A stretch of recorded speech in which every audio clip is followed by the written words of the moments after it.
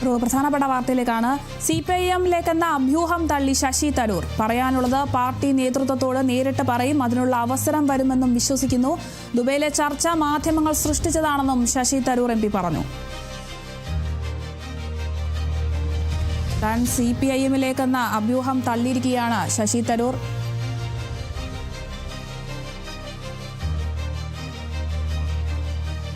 പറയാനുള്ളത് പാർട്ടി നേതൃത്വത്തോട് തന്നെ നേരിട്ട് പറയും, അതിനുള്ള അവസരം വരുമെന്നും വിശ്വസിക്കുന്നു എന്നാണ് ശശി തരൂർ MP പറയുന്നത്. ദുബൈയിലെ ചർച്ച മാധ്യമങ്ങൾ സൃഷ്ടിച്ചതാണെന്നും തരൂർ പറയുന്നുണ്ട്.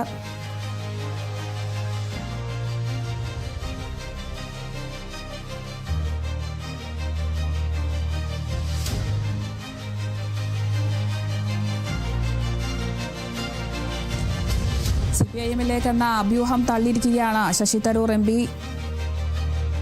നേതൃത്വത്തോട് തന്നെ പറയാനുള്ള കാര്യങ്ങളെല്ലാം നേരിട്ട് പറയുമെന്നാണ് അദ്ദേഹം പറയുന്നത്. അതിനുള്ള അവസരം വരുമെന്നും വിശ്വസിക്കുന്നു.